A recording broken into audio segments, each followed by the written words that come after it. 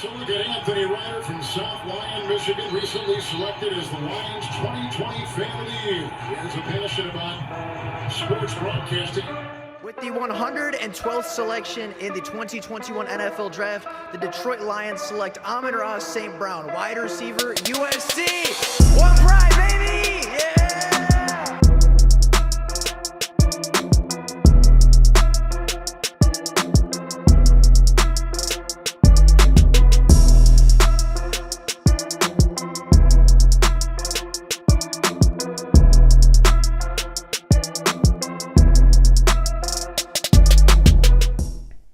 Now, with re-signings out of the way, we can get on to the actual free agent signings. And this year, I wanted to kind of base it off of last year's offseason, kind of go in a very similar direction to Brad Holmes, being a lot of one-year deals, a lot of players with potential, a lot of players that, have the ability to be long-term impact players for this team, but maybe just haven't shown what they need to show with another team, right? You look at last year as, a Jamal Williams. He had the potential to be an impact player, so he got 2 years, and he obviously is a player now that is our RB2 and gets a lot of carries for the Lions. You look at Tyrell Williams, a potential wide receiver 1 for the Detroit Lions. It didn't work out, so he's no longer on the football team. Another example of that would be Charles Harris from last year. A guy that was a former first-round pick, had potential, and in Detroit found his groove and found what he was really good at and became a quality edge rusher for the Detroit Lions and will get a really big pay raise by some team this offseason. And I wanted to stay true to that style of free agency this year, not giving out a lot of big deals, not giving out, a lot of long-term contracts, but in the same vein, also maybe going a little farther than last year, because the Detroit Lions, after this re-signing phase and after the coaching changes, are a better football team and are in a better situation than they were a year ago. And once again, these contracts and these players all have a projected role, and all the contracts are based off of what they have previously signed for and what their level of play has indicated that they are valued at in the free agent market. So without any further ado, the first free agent that I wanted to go after and the first position that I wanted to target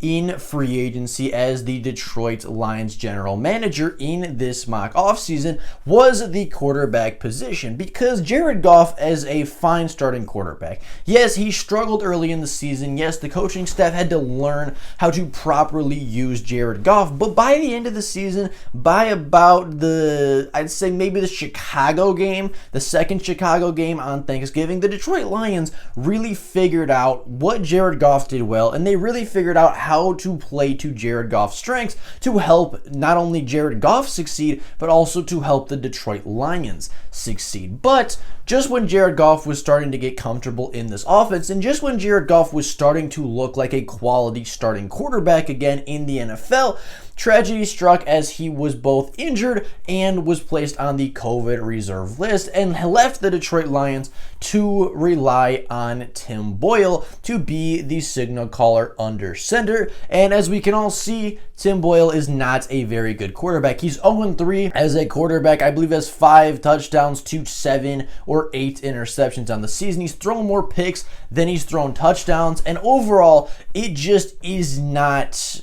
It's not going to work with Tim Boyle. Tim Boyle is not the answer at quarterback, and based off how they've treated David Blau this year, not giving him a chance in games and really not giving him a chance in the preseason until the final drive of every single game, it's very clear that the Detroit Lions do not have faith in David Blau either. So I went out into free agency and I found a quarterback that, one, has played time as a starter in the NFL, 2, has, proven that he can win football games for a team and can win football games for a team that maybe doesn't have the best surrounding cast, just in case he does have to come in to the Detroit Lions starting quarterback. And I wanted to find somebody that wasn't too expensive, and at the end of the day, I decided to sign quarterback Kyle Allen to a 1-year $700,000 deal. Now, this is very similar to a deal that he signed before for multiple other teams to be the backup quarterback, but Kyle Allen has also stepped up numerous times in the past and has played starting time and has starting experience in the NFL. Kyle Allen has 7 wins as a starter. I believe he is 7-10 as a starting quarterback, and in those games, he's thrown 24 touchdowns, 17 interceptions at a 63% completion percentage for both the Carolina Panthers and the Washington football team. He is a guy that, isn't great, isn't going to be your long-term starting quarterback, but that's not what we need in Detroit right now. We need somebody that, in a pinch, in a big-time situation, can step in versus a team, and you can have faith that he can go win you a football game or two. We're not expecting him to start 17 games. We're not expecting him to play a huge role in this offense, and hopefully he doesn't play at all because Jared Goff can stay healthy for the entire season in 2022, but he is an improvement over Blau. He is an improvement over Boyle, and I think he could be a really quality backup, and at the very least, he could be a player that if Jared Goff goes down with injuries,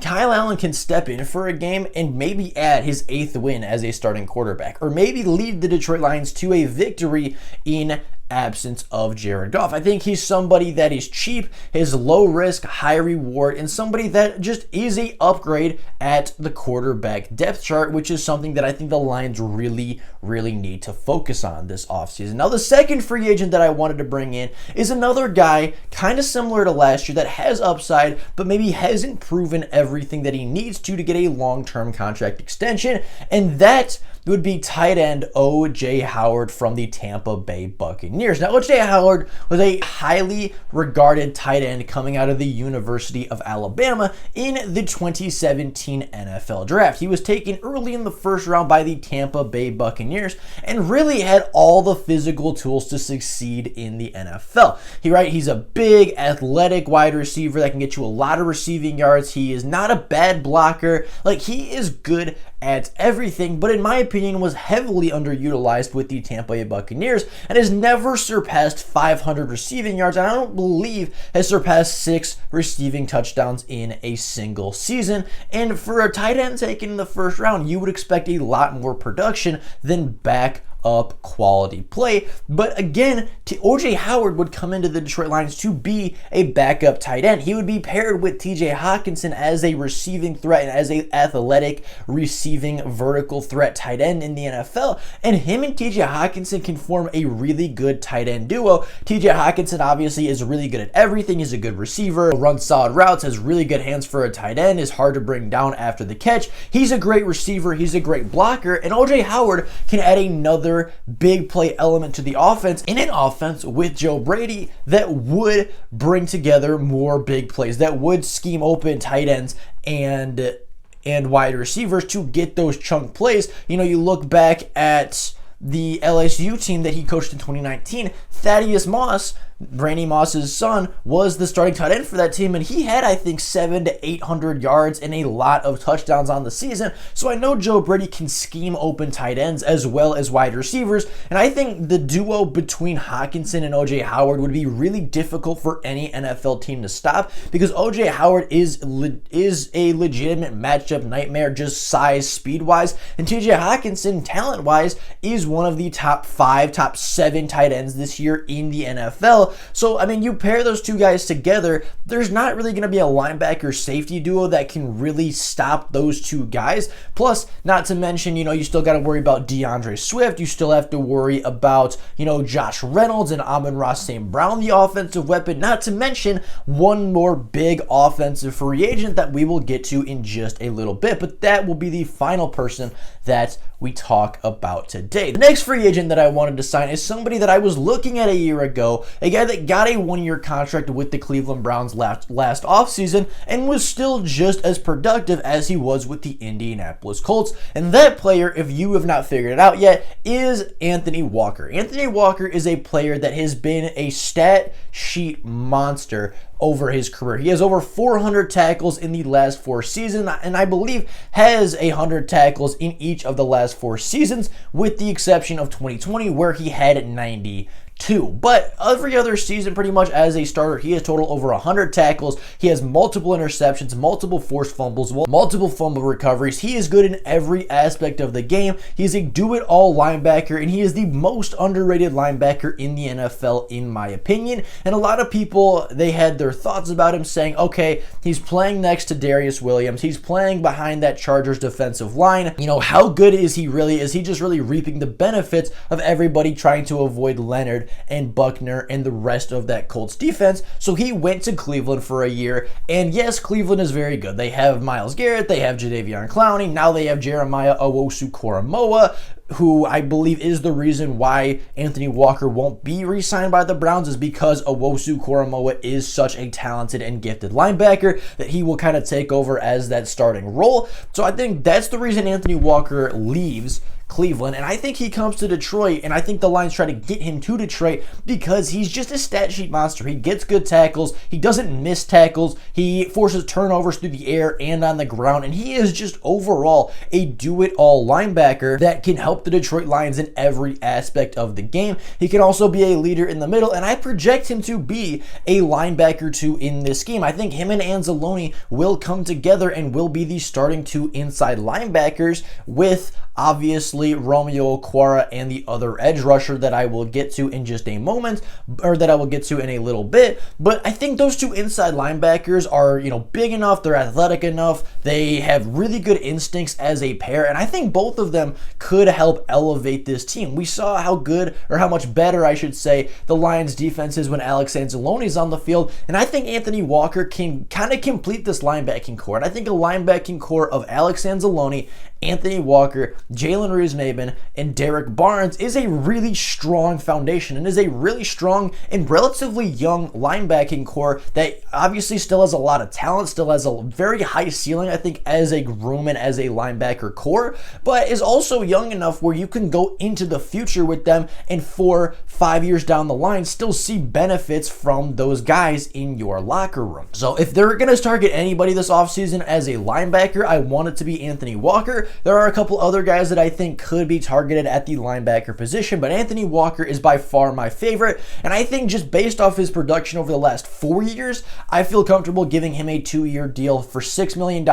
It is a significant salary bonus to what he has in Cleveland and what he had with the Indianapolis Colts, so I think he'd be very willing to take a contract like that, get a little bit more security for 2 years instead of 1, and at the same time get a pretty significant pay bump from where he was at in Cleveland. Now, the next player may be a little bit of a sympathy move by the general manager of the Detroit Lions, but this is something that, you know, kind of came about after the Seattle Seahawks game when you heard Quandre Diggs talking about the city, right? He was talking to Penei Sewell saying, you're going to love the city, you're going to love the fans, and that he loved it there and never wanted to leave. And with him being a free agent this year, if the Seattle Seahawks do not re-sign him, which is very possible with a new regime coming in and with him being a 31-year-old safety, I think that it's really realistic that he comes back to the Detroit Lions on a 1-year, $4 million deal. He reunites with some of his former teammates. He comes back to the city that drafted him, to the city that raised him as an NFL player. He comes back to the city that loves him as a player more than any other franchise ever could, and he comes back to the city that he loved playing for. He was just talking about it after the Seattle game about how much he loved Detroit, how much he loved the fans, and how Penei Sewell needs to embrace this fan base because, you know, once he's gone, or if he is gone, there's no fan base like it in the NFL. So, I mean, it sounds very much like he does not have any ill will towards the Detroit Lions at this point. He obviously doesn't dislike any of his former teammates, and he doesn't dislike any of the fans or the city itself or anything like that. I don't even think disliked Matt Patricia. Matt Patricia just wanted to get rid of him for some reason, and his reasoning was very flawed. Obviously, Matt Patricia's for getting rid of Quandre Diggs, but I think Quandre Diggs would be willing to come back to Detroit. I think he wants to come back to Detroit and be another playmaking safety for the Lions. He has 5 interceptions this season at the safety position and has been a turnover machine for the Seattle Seahawks in his time in Seattle. I think the Detroit Lions should target Quandre Diggs. Yes, he's an older safety, but again, it's another 1-year contract. Bring in a veteran presence in the secondary and can be a guy that returns home.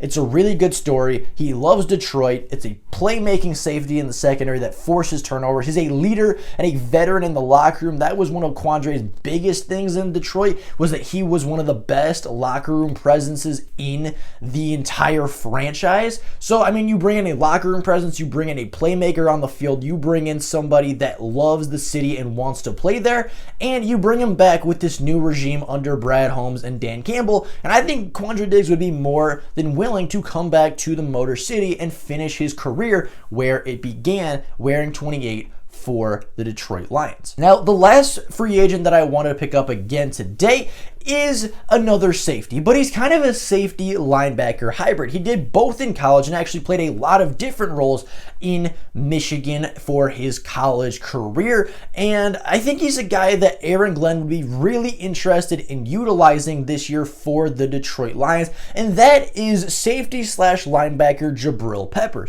Jabrill Peppers being a former Michigan player and being a former first-round pick out of the University of Michigan, I would sign Jabrill Peppers to a 2-year contract worth around $6 million-ish. Jabrill Peppers is a versatile player. Again, can play safety, can play linebacker, even played edge rusher for the Michigan Wolverines when he was in college, and played running back as well as kick and punt returner for the Michigan Wolverines. And I believe has done that as well in the NFL as far as the kick and punt return duties. He's versatile, he does everything, and I would be so curious as to how Aaron Glenn would use a player with the skill set like Jabrill Peppers. A guy that can, kind of play any safety role you want, a guy that's played every single position in the book outside of nose tackle. I'd be super curious as to how Aaron Glenn, this really creative defensive coordinator and a guy that is a former defensive backs coach, uses and utilizes a skill set like Jabrill Peppers can offer to the Lions, because again, he can play safety, he can play slot cornerback, he can play, linebacker if we need him. So if we need a smaller, faster linebacker, he can play that. If we need kind of a good run support safety, he can be that. If we need a quick edge rusher or a blitzer, he can do that. If we need a slot cornerback like this year when AJ Parker lost time, he is that. He can be that for the Detroit Lions. He can be a safety blanket. He can be a Band-Aid all over the defense. And if we need him to fill a position that's not nose tackle, he can more than likely do it for the Lions. And I think just bringing in somebody that versatile with that kind of a skill set, who's only 26 years old, I think could be so huge for the Detroit Lions defense. And I think he could be our Isaiah Simmons, right? He can be that versatile athletic player that plays all over the field and is just an impact player at every single level. And then I know I said that was the last free agent, but I actually lied. There is one more, and this is a big free agent. And I know there are going to be some people that maybe disagree with this signing, saying the Lions aren't ready for a big free agent signing. They aren't ready for a big time contract to be put on the books. But Allen Robinson is a free agent this year.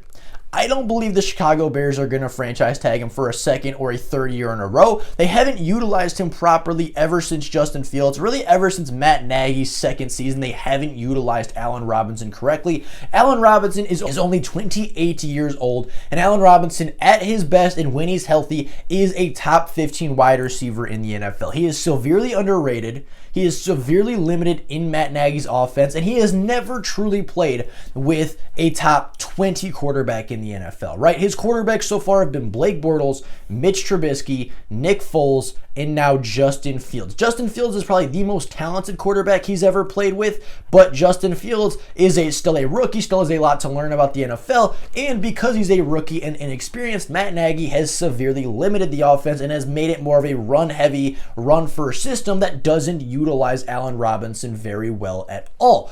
Allen Robinson's value will never be lower than it is right now. He's only 28. He's a former Michigan player, played high school ball at Michigan, grew up in Michigan. He's not that old. He can still be super productive, and he can be the Kenny Golladay replacement. He can be the wide receiver one for the Detroit Lions. You take him from a division rival, you add him to your team, he would be willing to come to Detroit because that's where he grew up, because that is his hometown and that's the team he grew up with. And I think it makes sense for Allen Robinson to come in, play with Jared Goff, a quarterback that has elevated the play of guys like Cooper Kupp and has elevated the guys like Robert Woods. You know, Allen Robinson plays with his best quarterback. He gets revenge on a division rival for underutilizing him and for really, hurting him in contract negotiations and just not listening to him. I know he's been mad at the Chicago Bears franchise for many, many years now. And overall, it kind of makes sense for the Lions. They need a big-time wide receiver. It makes sense for Allen Robinson, get revenge on a division rival, swap divisional spots, and go hurt the Chicago Bears and, play against the Chicago Bears in a way that they would never play you. And I think Allen Robinson, obviously, he'd be the most expensive contract by far. I had it marked out as a 3-year, $27 million contract, about $9 million a year. Again, the number isn't super specific, but that would bring Allen Robinson to Detroit until he's 30. That would allow him to play with Jared Goff and likely the future quarterback in Detroit once they actually do get one and they get a young play caller in the draft, whether it be this year or next year. And I think overall, this free agency class, it's not super big, but I think it can be super impactful, right? You address the safety position twice. You're unsure about your QB in the draft. Maybe you draft one at good value, maybe you don't. So you get a really quality backup quarterback that can win you football games. You lock up that quarterback position, right? You get somebody that, can come in, somebody that in a pinch can win you a football game, and you upgrade depth all throughout the defense at safety, at linebacker. You kind of bring together a lot of, depth in the second and third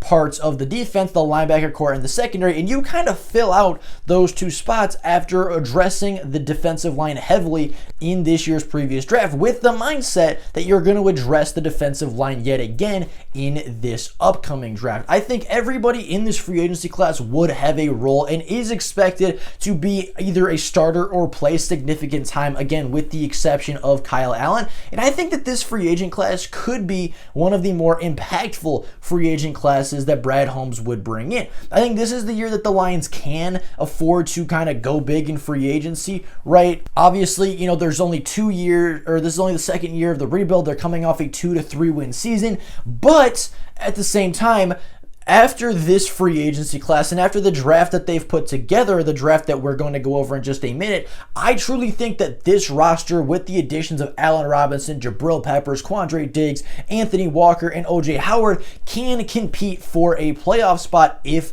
the draft all goes properly and things fall right for the Detroit Lions, which, based off prior experiences, is more than likely going to happen. So with that being the case, with free agency being out of the way, let's skip right on over to the 2022 NFL Draft.